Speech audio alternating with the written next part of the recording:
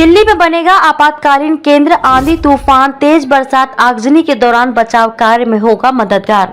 आपदाओं से निपटने के लिए देश की राजधानी में अत्याधुनिक साज सुविधाओं से युक्त एक आपातकालीन संचालन केंद्र EOC बनेगा।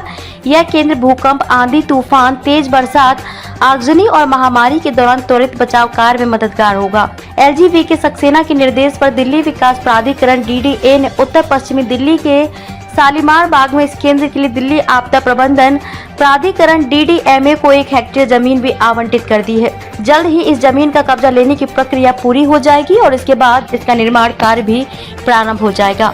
संभावना है कि यह केंद्र करीब 2 साल में बनकर तैयार हो जाएगा। राष्ट्रीय आपदा प्रबंधन प्राधिकरण NDMA के निर्देशानुसार हर राज्य में राज्य आपदा प्रबंधन प्राधिकरण SDMA का अपना मुख्यालय और एक आपातकालीन केंद्र होना चाहिए।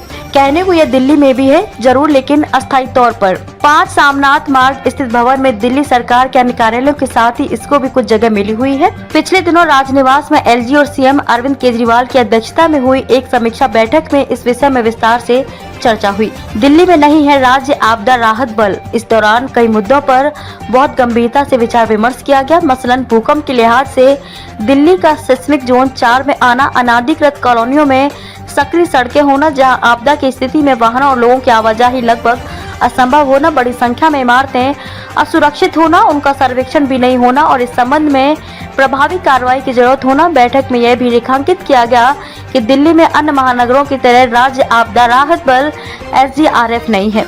NDRF ने ही 1176 जवानों की एक बटालियन दिल्ली को दे रखी है। साथ ही इस पर भी विचार हुआ कि DDMA को अपनी आपदा मित्र योजना को आगे बढ़ाना चाहिए। बैठक में तय किया गया कि DDMA ने 1800 स्वयंसेवकों को बुनियादी राहत कौशल और बचाव उपायों में प्रशिक्षित करेगा ताकि वे आपदा की स्थिति में समुदायों की सहायता कर सकें। इन स्वयंसेवकों को किसी भी शारीरिक चोट या मृत्यु के दावे के लिए 5 लाख रुपए की बीमा राशि के साथ आपातकालीन रिस्पांस किट और बीमा कवर प्रदान किया जाएगा। त्वरित रिस्पांस के लिए खरीदे जा रहे हैं उपकरण। जानकारी के मुताबिक DDMA ने BSNL के माध्यम से राष्ट्रीय आपदा प्रबंधन प्राधिकरण NDMA के परामर्श से 53 सैटेलाइट फोन भी खरीद लिए हैं, जो किसी भी ऐसी स्थिति में जब संचार व्यवस्था ठप हो जाए अहम साबित हो सकते हैं।